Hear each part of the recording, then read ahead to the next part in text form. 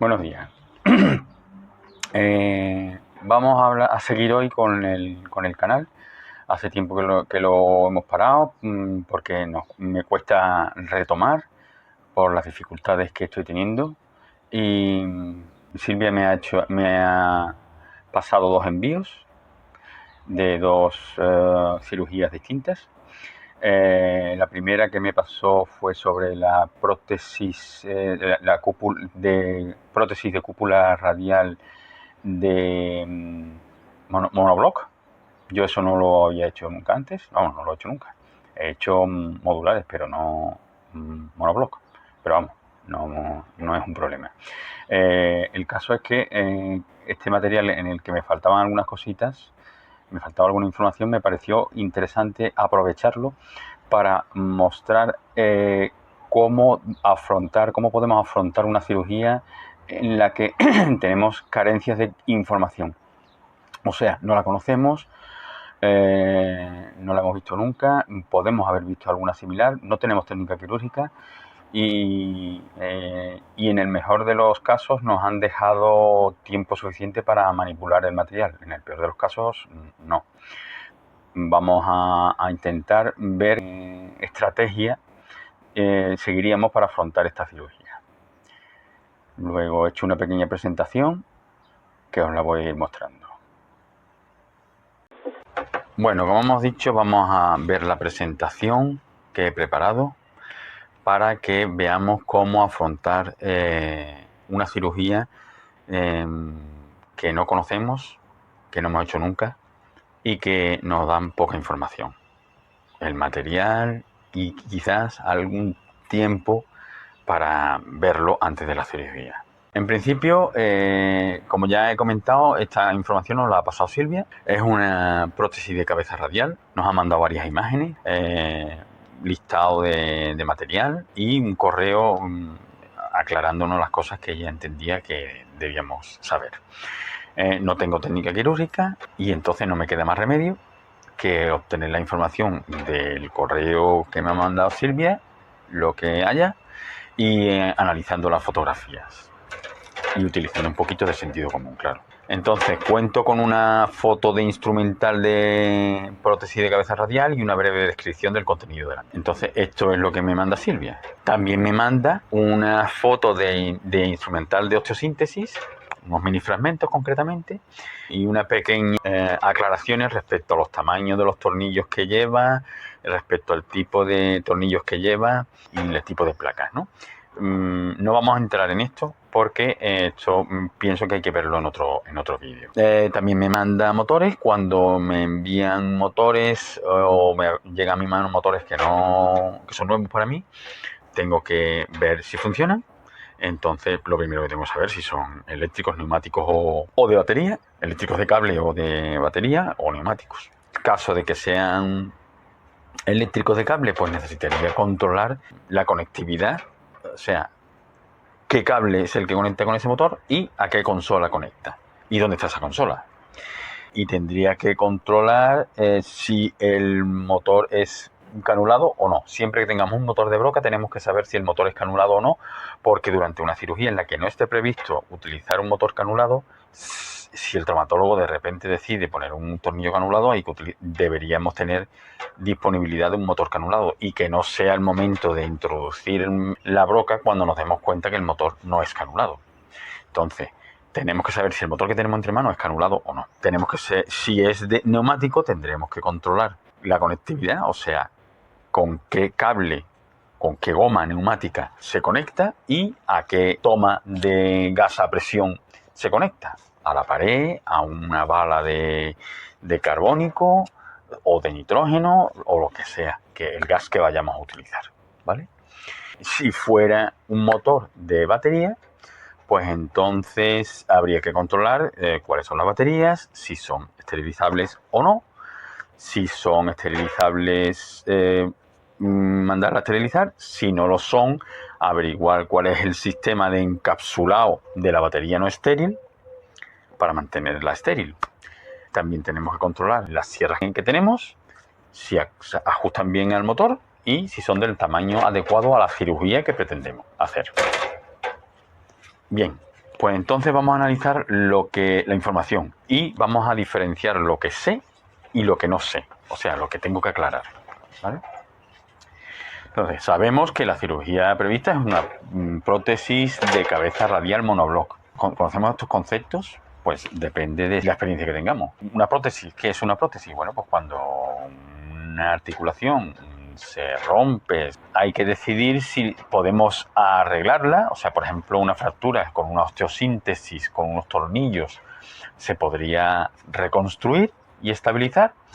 Y si no podemos estabilizarla y reconstruirla, pues entonces habría que sustituirla. Y entonces utilizaríamos una prótesis, que una prótesis es un elemento de un material inerte que se coloca en lugar de la articulación para imitar o reproducir los movimientos articulares que originariamente se producían con la articulación suya.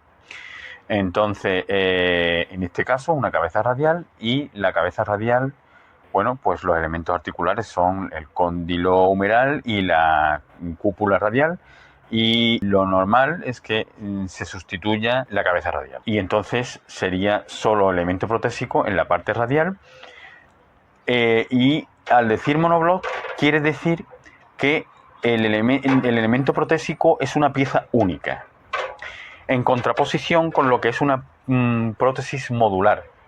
Que es una prótesis modular, es una prótesis que está constituida por varios elementos que se ensamblan unos con otros.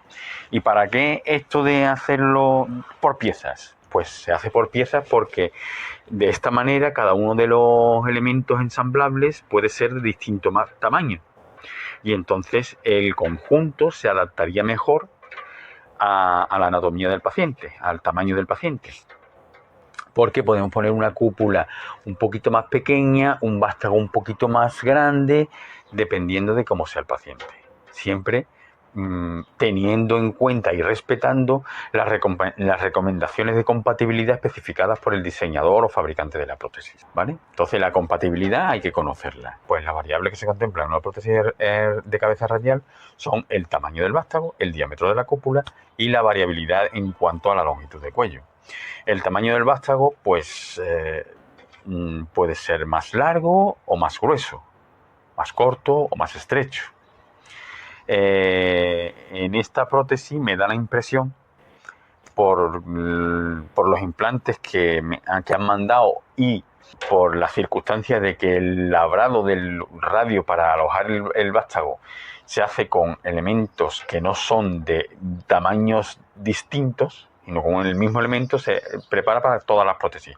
Luego eso me hace sospechar que la prótesis no tiene más que un tamaño de radio, de vástago de radio. Y respecto a la cúpula, pues respecto a la cúpula, si pensamos que tiene varios tamaños, porque hemos visto en la caja de instrumental que hay hasta 5 diámetros de prótesis de cúpulas de prueba, Respecto a la variabilidad de la longitud del cuello, pues pensamos que no, porque no vemos indicios de que en el instrumental haya un elemento que valore la distancia de la cúpula al vástago, sino que será única, y por tanto esa es nuestra suposición.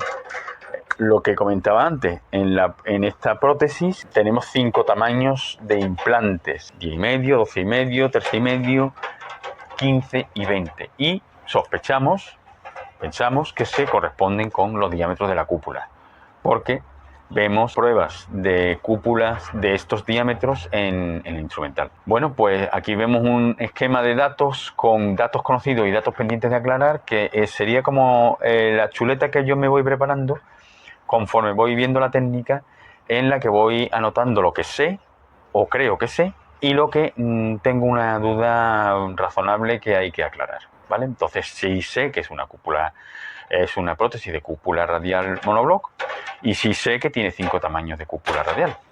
Y pienso, pero no estoy seguro, de que el tamaño de vástago no es una variable, sino que es tamaño de vástago único, y que tampoco tenemos variabilidad en cuanto a longitud de cuello. Cemento. Bueno, pues esta prótesis es una prótesis cementada porque Silvia nos lo ha referido así, y porque nos han enviado cemento. Entonces, cuando trabajamos con cemento tenemos que controlar ciertas cosas. Una, nivel de viscosidad del cemento. El cemento puede ser de alta viscosidad, media viscosidad o baja viscosidad. Y eso quiere decir que sea más espeso o más líquido, o que esté más tiempo en estado líquido o menos tiempo. Claro, cuando lo vamos a meter en un sitio estrecho y profundo, como un canal de fémur, pues necesitaríamos cemento de baja viscosidad, que sea líquido para que lo podamos introducir por ese canal. En este caso no lo vamos a meter por dentro del canal, puede que algo entre en el canal del radio, pero lo que vamos a hacer es meterle un poco de cemento en la superficie proximal del radio y ponerle el implante para que se fije con el cemento. Nuevas conclusiones. El vástago se cementa al radio, bien, y la cementación, tenemos la duda de si la cementación es opcional o necesaria. O sea, podemos no cementar o necesariamente tenemos que cementar. Bueno, pues se procede al abordaje quirúrgico, la exposición del radio proximal y el cirujano valora la posible reconstrucción de la cabeza fracturada. Si considera viable la osteosíntesis de cabeza radial, procederá a ello con la caja adjunta que nos envían, con la de minifragmentos, que ve que está hecho añicos y no es reconstruible. Bueno, pues entonces no hace osteosíntesis, haría artroplastia, una prótesis de cabeza radial. Para ello lo primero que hacemos es, con la sierra que tenemos preparada, le hacemos una osteotomía para retirar esa cabeza radial que ya no hay forma de reconstruir y hay que sustituirla. Y vamos a preparar el canal radial para alojar el vástago. Para eso lo primero que utilizamos es el punzón con mango en T que tiene, y aquí a la izquierda indico con una flecha la ubicación en la caja del punzón. A mí me gustan más las fotos en las que el material se ve por separado. Aquí está todo un poquito amontonado, pero bueno, lo iremos mejorando. ¿Se podría utilizar una guía dentada? Pues sí, el traumatólogo puede meter el punzón a mano alzada o fijar la guía en el sitio donde queremos que se entre el punzón y a través de ella acceder al hueso y hacer la perforación. Se procede después al labrado del canal con una fresa flexible, que es única, y por eso, por lo que yo decía que sospechaba que el tamaño de vástago es único.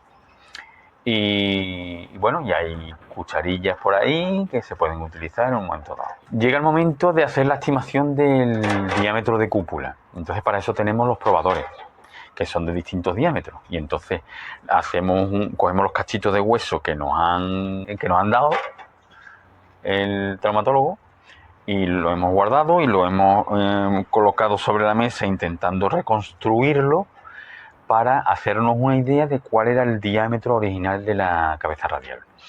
Y entonces podríamos compararlo con las pruebas y decidir cuál es la que más se parece al tamaño original. En este punto tendríamos que colocar la prótesis de prueba y hacer una reducción y ver qué tal queda con esta prótesis de prueba. Y aquí nos encontramos con dos posibilidades. No quiere decir que lo podamos hacer de una manera o de la otra. Quiere decir que, como no tengo información, las dos formas que se me ocurre que podrían ser son estas dos.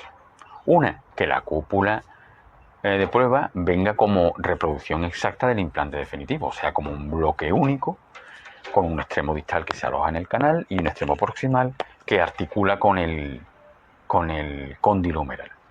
Y otra posibilidad es que en el material haya un elemento de prueba para fijarlo en el radio, que sería como un vástago de prueba, y sobre este se ensamblaría la cúpula de prueba seleccionada. Me inclino por esta posibilidad como probable, porque en la descripción del material aparece un elemento que llama manguito cúpula, que no tengo muy claro lo que es, que no está identificado y que además en la foto veo algo que podría ser ese manguito cúpula.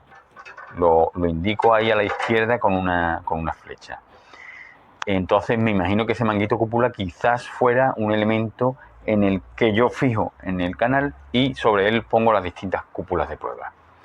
pero no deja de ser una hipótesis y por eso lo pongo en la parte de datos pendientes de aclarar, manguito cúpula. No contando con técnica quirúrgica que aclare todas estas dudas, no me queda más remedio que volver a a ser posible, volver a la caja de instrumental y revisarlo más detalladamente.